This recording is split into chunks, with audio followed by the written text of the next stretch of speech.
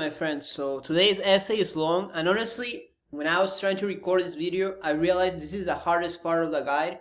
Not the hardest part to accomplish, but the hardest part to communicate the message to the audience, because I feel like feminism, especially the third wave, is so puritanical that everything that you can do to guarantee your success, just as a young single guy who wants to get a girlfriend or just hook up with a girl, it's gonna be really hard because like they have set things up in a way where everything is offensive. You know, if you do something, oh, it's offensive. If you do something they don't like, oh, it's creepy, you know. And then to compensate, the PUA coaches, all they do is like everything, instead of giving you practical advice. I'll just give you a concrete example. So say buying a girl a drink guarantees that buys you time in a set. You know, like the feminists will say, well, that's misogynistic. Like, why can't she buy her drink? And then the PUA coaches will be, hey man, don't you have skill? Like, can't you make the girl buy you a drink? You know, like they're making it, both have the goal of making it really complex. You know, that feminists, I don't know why they're puritanical, like they'll make it complex for you to get a date.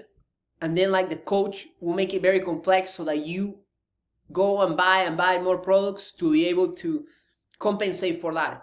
And this logic works the same here, where there's practical things you can do to maximize your success. But I feel both camps, the feminists and the coaches, will object to it because their whole motto and their whole mindset is trying to, everything instead of being practical has to be compensated through charmingness. Like, oh, you can't like, oh, you shouldn't pay for an Uber, like you have to compensate with it with being a charming guy. Oh, you shouldn't buy her a drink, you have to compensate for being a charming guy. And just like here as well, like, oh, you can't like play music in your room because that's not genuine, you know. Like you should instead try to like make all this witty and funny stuff, you know. Everything has to be compensated for you to be attractive, you know. It's an extreme female gaze, it's extreme puritanism. That's why like it's the opposite of being just a practical person and seeing sex as, oh, it's not a big deal, you know. It's the extreme opposite mindset. But anyway, I'm gonna read my essay because I feel like I had to give that disclaimer so you guys can have a more clear understanding of how this works. So make sure you're following the guide sequentially, guys, as well. Alright guys, so I'll just read it and go for it. So plausible deniability, how to set up your place to maximize success. The whole point is to bring out her emotional side, to allow her to have plausible deniability. And notice that if your place is set up too logically, it won't work.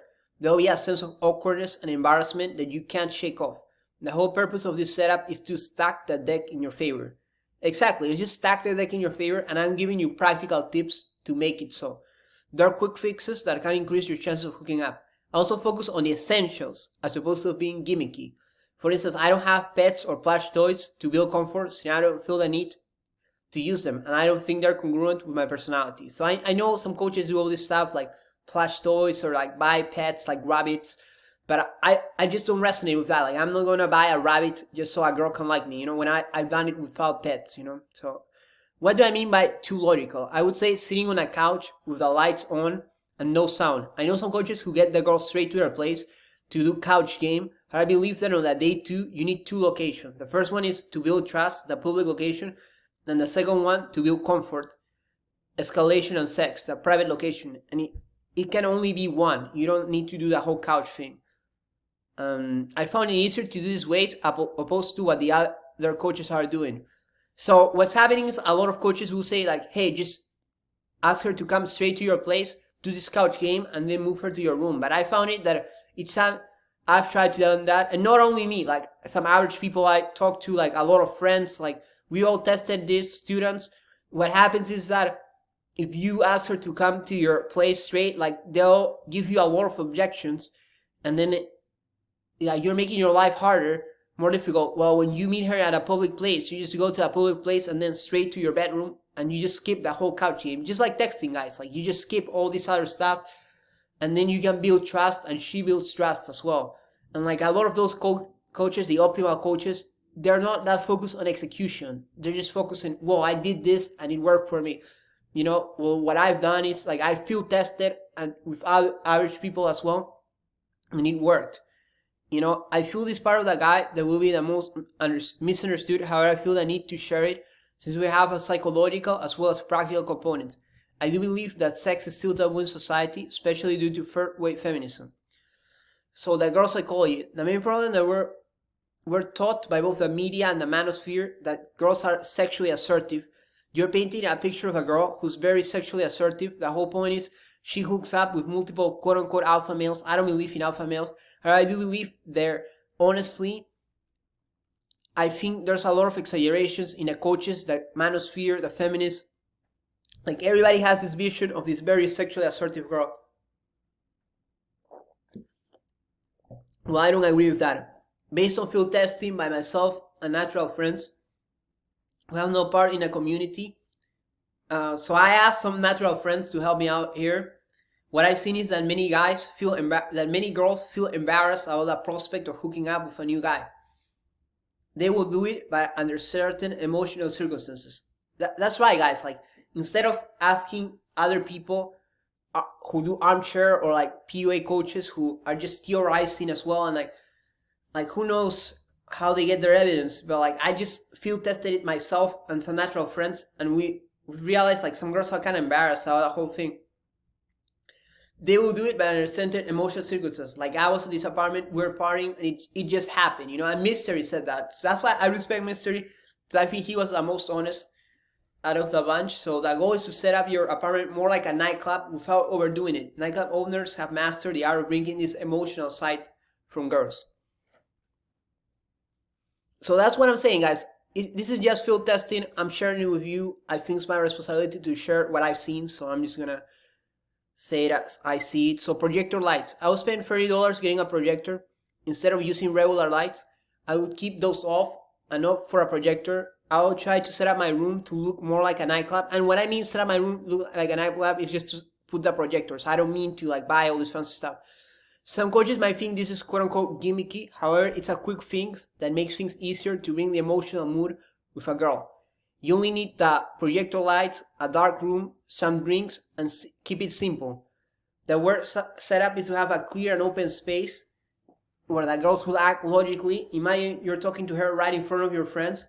She's going to act differently than if it's you and her at like a dark corner of a nightclub. And now people are just going to criticize this, like, because and why? It's just the same logic, you know, like they're trying for you to compensate all this like practical quick fixes with, oh, spend 5-6 years learning how to be more and more attractive, you know, instead of it's just ridiculous. Honestly, I'm just not gonna bother like trying to like answer their question, their arguments, because it makes no sense. This is just a quick fix. And some girls actually told me, hey, you have projector lights, because she preferred it to use the projector lights than to be like doing all this complex stuff, you know, that like, and a clear and open space are bad because it's logical, you know, it's awkward, and this is what we're trying to avoid. So drinks, have a wine, tequila, or beer at your disposal. Don't overdo it, just get one bottle of them in your set. There are many reasons why having drink works. For instance, a girl has plausible deniability where she will say, oh, I was drinking, hence I hook up with him, when in fact she only had one sip. I had this experience before. The other reason is that alcohol is a social lubricant. Having a quick sip as well might calm you down so you don't get nervous. Just remember, only take one sip. So guys, this is something else like the mainstream will criticize and say, oh, why do you need drinks, you know? And they'll say, oh, you're trying to get the girl drunk, when it's the opposite. Sometimes a girl needs an excuse for you to hook up, you know? So they'll just take one sip and then just start acting wild and stuff when it's clear she's not drunk, but she needs to do that. So when her friends ask her, hey, where were you? What happened? Oh, I was just drinking. You know what I mean? So maybe something happened. You know, there's a logic to all of this, guys. And then sometimes if you really need it, you can take just one quick sip as well. Like, I don't advocate for drinking, but also to calm you down if you need it, though. So one location. I have lost so much time trying to do that couch game. 3 locations, public, couch, and then private. When now I realized that I did not have to do that, I was stacking the deck against me. The easiest move would have been to move her straight to my bedroom. In my bedroom, I had one giant bed and then a small table. Here's a small table, but I have a different setup I recommend you to have the table here somewhere around. Um, Only recently, for instance, this is crucial since I realized that once you have this down, it increases your chances of getting laid. Doing the couch game when you're already done the public date makes no sense since the girl already trusts you, and her coming to your bed solidifies this to your bedroom. Sometimes the girl will start stretching in my bed, getting comfortable even if they're not hooked up at night. I had it when a girl didn't hook up that night, but then was open to doing it in the morning. Again, always stack the deck in your favor. So honestly, guys, I tried doing a couch game. It didn't work for me. It didn't work for my friends. It didn't work for a lot of people. So what I've seen is public day and straight to your bedroom. And honestly, I had female friends to my bedroom and they hang out as well. They sit down, listen to music. You know, it's more like a intimate place that you guys share. And it's that, again, the idea of fence theory where you're removing those fences that are keeping you guys apart, those barriers. So I just let them chill there and stuff. So, and it has really worked. Honestly, guys, every time I did bedroom game, I got kisses, makeouts, like much more than when I did couch game, where like it just eventually dissolved. It became awkward, like the whole thing. Music potentially loud. So here's another essential move. So it's dark and there's projector lights and you have a sip of tequila. Next, the move is to play loud music. I've seen it in Starbucks and nightclubs, and when you start playing loud music, female visitors start moving their hips and dancing around. Make sure you play a song that girl likes. So here's where my critics, like, I would answer, because they'll say like, oh, why you need music, bro? Like, why do you need to play that? And like, oh, just trying to get the girl confused or something like that, when it's not like that. Actually, Lana Del Rey, this girl liked Lana Del Rey a lot and asked me to play, and has gotten me some success. Like Lana say, I didn't call you back, but I liked you a lot, you know, like, and that's a weird thing. A lot of girls are like that, where like, they are like, oh, well, I won't call, but I like him, you know, like, it's the same thing, because it's societal pressure, guys. Now that I've written this guy, I realize that there's a lot of societal pressure for a lot of things. Some girls like you, but they need an excuse to hook up with you. Just like they need an excuse to reject you. The excuse to hook up is, oh, there's loud music, projector lights, drinks. It was a party and some things just happened. It's because like her friends will pressure her and ask her like, hey, what happened? What did you do with this guy? And stuff like that. So then she's just gonna say, oh, we're just partying, and then maybe some things happen, you know? So all this setup is just some practical things you can do to increase your chances and to make the girl be more like half an excuse to hook up with you and half a justification. So when her friends ask her, hey, what happened?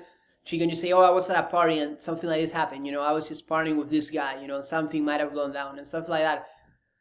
But this concept of plausible deniability is so huge, you know, but misunderstood, because a lot of people think or paint this idea, oh, this super sexually assertive girl. Anyway, scissors. So this might be odd for some people. However, this is a practical guy. One of the best sets I did was from this girl from Vermont, which I mentioned. I was on that day 2, and she came to my apartment. By accident, I had a roommate in a living room. So I said, hey, let's go back to my bedroom, and we had a jet in bed. We started playing music, and they started to kiss. I was playing a whole kissing in the next video. Sex was going down, but then I couldn't untie her bra. So this, now you guys know that I do this a lot, you know, that I tried a lot, but it was so heartbreaking. She said, well, I guess it was not meant to be, you know. I don't want you guys to have to go through this experience again. Sure, you can practice a lot and learn how to untie a bra, but the easiest would just be to cut it. I now always have a pair of scissors around. If she says, whoa, you broke it, I say, don't worry, we'll buy a new pair. I think they're just 20 bucks. So guys, here you see, like, I do this a lot, you know. And it's really painful what happened when I just couldn't untie her bra. So now I have just scissors, you know, just like the school scissors that I can just cut her bra, and then like it happens. Some people might think it's weird, like, oh, why do you need scissors, bro? Are you some weirdo or something like that? But no, it's not because of that. It's because like it's really hard to untie bras, you know. But anyway, condoms. Make sure you have condoms. I don't want to go into the importance of sex, which I think is very important. And I criticize coaches who don't advocate for this, honestly. Like, there's nothing like cool about like not using protection. More from a practical stance, it's important to have condoms in your pocket or jacket or right under the pillow of your bed so that you can pull it out quickly. Under no circumstances, this is so important, guys, should you stand up and move around. Like, that's a big mistake. So optional. So we're running out of time, guys. Massage oil. This is a bit gimmicky in theory. It could work. So I would have it just in case, you know. And the key is being conductive. All right, guys, so I'll continue in the next video. See you all. Thank you very much.